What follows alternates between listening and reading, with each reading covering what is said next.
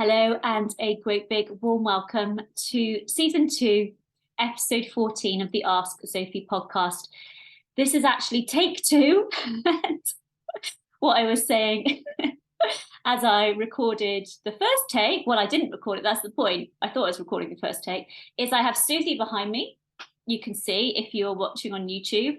And what you can't see if you're watching on YouTube or if you're listening is that I can see my daughter out of the corner of my eye because she's not very well and she's at her dad's, and she's asked if she can stay on the call with me but be on mute whilst I record this podcast.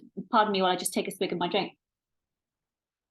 That's my behind the scenes for you. So today's episode, I've just got to keep checking. I think I've called it Get a Grip of Yourself. And it's actually based on a question that my friend asked me, and that was part of my answer. You've got to get a grip of yourself. I am going to do my pick from Love Notes before I get into answering that question and today's share. I've got it all prepped because I picked it a moment ago in take 1. So here goes. Let it all be. Let it all go. From pure acceptance, all your wishes must flow. Let it all be, let it all go. From pure acceptance, all your wishes must flow. Just need to tell Yara that she's not on mute. Yara, you're not on mute, by the way.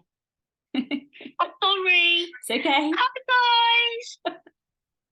That was Yara saying hi. Hopefully she's muted herself now. So I just wanted to get into this deep, deep quote while I was interrupting myself with that. But let it all go, let it all be, let it all go. From pure acceptance, all your wishes must flow. What I wanted to say, and what I said in take 1, is those words remind me of one of my favorite quotes of all time, which is Eckhart Tolle's quote: what you accept, you go beyond. And I've said this before, when I heard that quote in a meditation, I literally sat bolt upright and was like, holy F-balls, what? Because to the mind, this is crazy, this makes no sense. But to the soul, we can appreciate, we can perceive that this is truth. The mind thinks if I accept something, I'm just going to be like stuck with it. It's not the case. When you accept, when you make peace, this is when you line up with your higher self, your soul, that God energy, call it what you want. And you therefore allow yourself to begin to attract what you do want, and you don't get stuck with what you don't want. It's the opposite of what the mind tells us. So powerful, counterintuitive, but not counterproductive. Okay, so today's episode, my intention is that it's short and snappy. I'm recording this at, I think it's coming up to about 5 p.m. It took me a little while to get last week's recording sorted. I have been on the phone to Yara for quite a bit because she's really not feeling very well. It's chilly in my kitchen. I'm not showing you, but I've got my big woolly socks on and not dressed sexy from the waist down. Obviously, if you're just listening, you can't see any of me, but I think I look okay from the waist up. If you're watching on YouTube, please agree with me. Anyway, definitely not from the waist down. The point is, I'm cold in my kitchen. There isn't a lot to say on this episode anyway. So my intention is I'm going to be snappy today, unlike last week's 45 odd minutes, I think it was. So basically what prompted me doing this episode was my friend said to me, he's dating at the moment, and he said to me something like, I am feeling frustrated. I had a date planned for this afternoon. She cancelled. And now I'm peed off because I wanted to go to Pilates and this, that, and the other. What shall I do about it? And I basically said to him, look, being honest with you, if things like this are going to get your goat, as we say, push your buttons and so on and so forth, you've just got to get a grip of yourself. Like if this was me, I'd be thinking these small things really in life, they're just a part of life. And if you're going to allow something this small to get you bent out of shape, yeah, you need to have a word with yourself. He actually said to me, should I journal on the question, because he's a great student of mine, question that I love to speak to, which is, how could this be the best thing to have happened? And I'm like, well, you could, it wouldn't be a bad or a wrong thing. But from my perspective, that question is really about much, quote unquote, bigger things in life. When, you know, you've lost your job, or someone's really unwell, or your relationship's ended, and so on and so forth. Not that you had plans and someone cancelled and now you can't go to Pilates. For me, there's a bigger issue going on here, which is, like I said, if you're going to be triggered by such small things, then one of the traits of a narcissist, like I've talked about this, I learned all about narcissism last year, I think it was, although wow, it feels like can't believe that was last year. But anyway, say it was last year. And there are two things from my perspective that are really helpful in terms of seeing who a person is at their core. And the first is, see how that person responds when they are in a position of power. And the second is, see how that person responds when they don't get what they want. Because a narcissist has the capacity to be as nice as pie when everything is going their way, when they're getting what they want, when you're worth something to them. But when something stands in their way, they can very commonly go into a rage. And this will show you this person doesn't have the capacity to regulate their own emotions. This is not a healthy individual. This is not someone that you want to just want to say get into bed with, or, you know, literally or figuratively, not a good idea. And so if you are exhibiting behaviors that are somewhat similar, then you want to have the self-awareness to go, this is toxic in me. This is something that I want to manage. And so on the one hand, like, if you know me, you will know that I'm a huge proponent of being really, really, really loving towards yourself. Absolutely massive. But at the same time, not taking any BS from yourself or from the mind. And this would be an example of that, like getting bent out of shape by someone cancelling a plan. And so for me, don't take that sense of being narc seriously. I've talked about this before, I think, but I have this kind of process that I call little me, or this idea called little me, big me. And it's something I use to sort of discern, to make the difference, to differentiate between the mind and who I really am, or your mind, or the mind for you and who you really are. So say, for example, I went into, I don't know, a restaurant or a bar, or more likely the supermarket, something like that. And I saw someone who, I don't know, I made a judgment of them. I went, oh, that they don't look healthy, or they look rude, or they look unattractive, whatever it might be that my mind comes up with. I don't then take that thought seriously. Like, here's the deal. You are not your thoughts. You are not responsible for them. You're responsible for the environment that you create within your mind and your emotions, and therefore what kind of thoughts generally come to you. But you're not responsible for your thoughts. So I don't take it seriously. I just go, oh, that's little me. And then I sit back and just think, well, what does big me, the true me, my higher self, my soul, think about this same situation? So I would say to this person, or anytime you're in a similar situation where someone's done something that you find frustrated, see that it's not really you. That's not your truest, highest, deepest, fullest, the best version of you, like self. And so don't take that seriously. And I wrote an email probably years ago now for my members, and I think it was still to this date the most popular email that I've ever written, or the one that got the most response.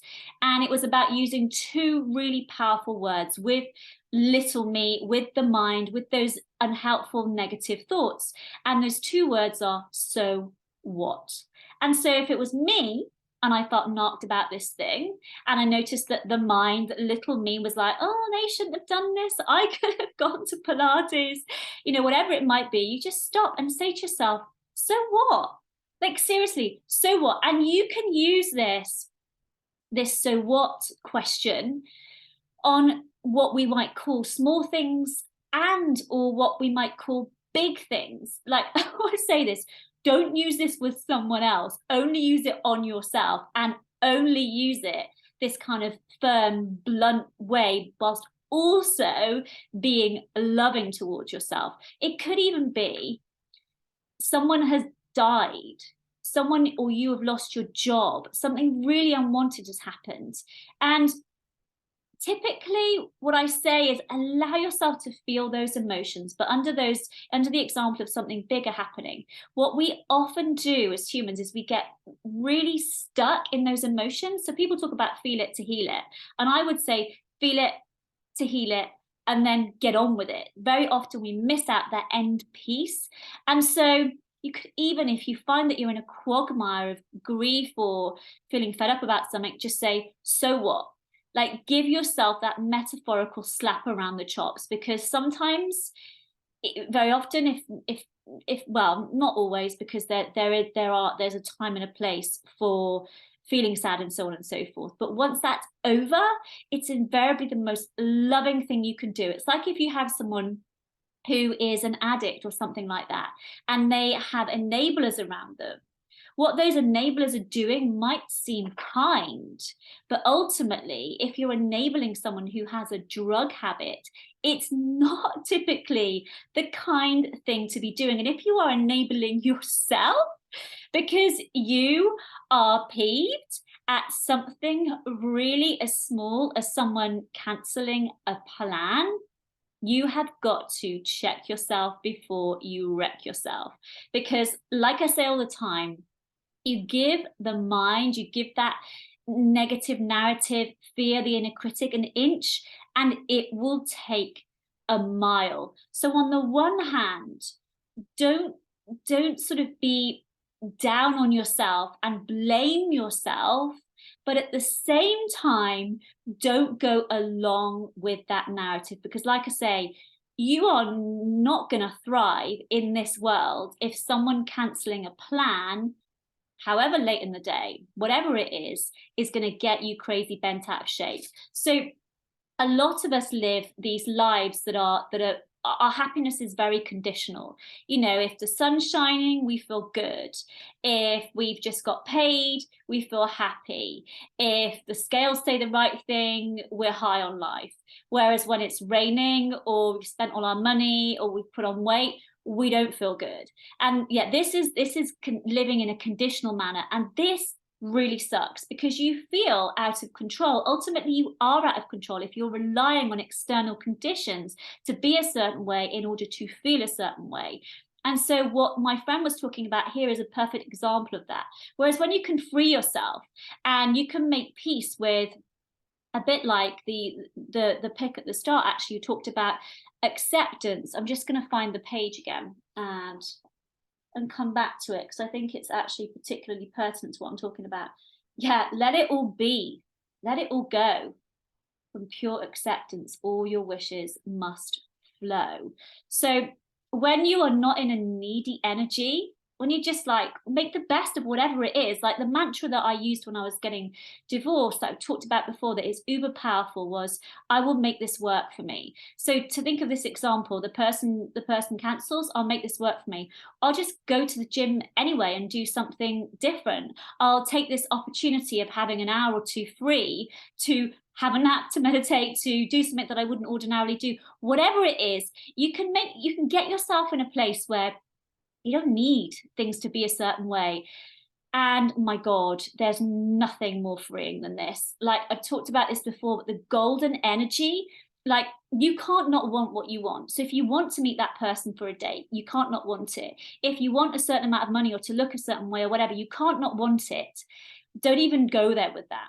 But what you can do is focus on not needing it. And when you have the I want it, but I don't need it energy, you are so freaking magnetic to everything that you desire. When you're at peace, when you accept, like I talked about last week, when I did a bit of energetic work on myself because I wanted everything to go ahead with the flat.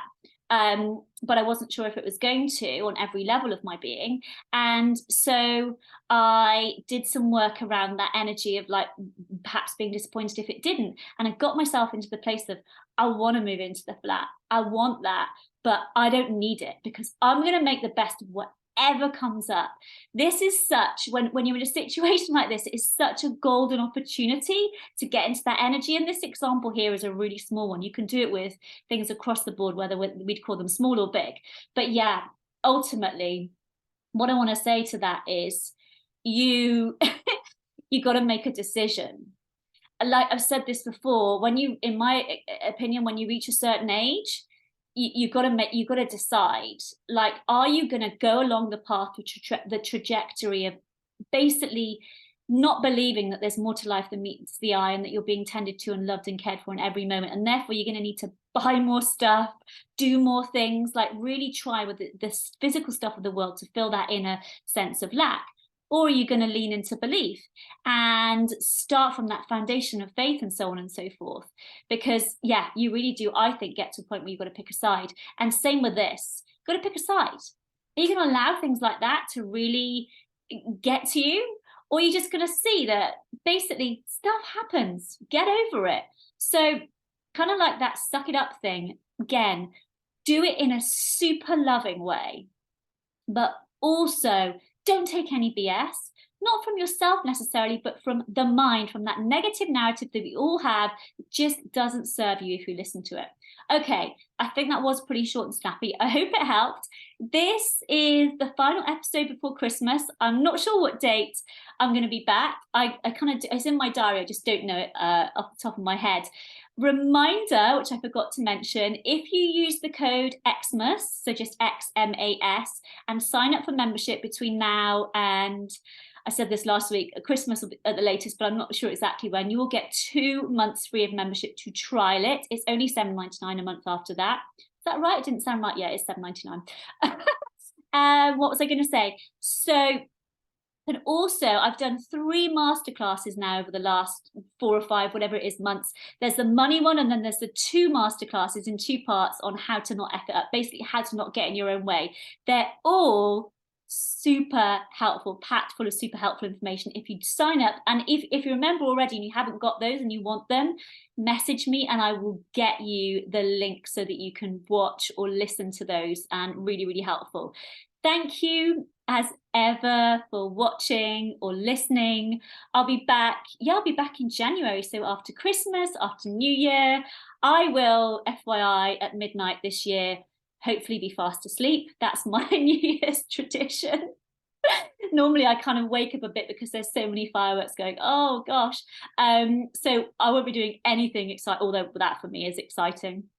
I will see you, or I'll be back. I won't see you, but you might see me if you're watching on YouTube in January. Thank you so much for all your support this year and previously, if you've been listening longer. As ever, if you'd be happy to share this episode, I would be super grateful for that from me. And I can't actually see if Yara is still watching me. I'm just going to check because she's gone off my phone. Oh no, I don't think she's there. So she must have got bored. From me, and is Susie gone?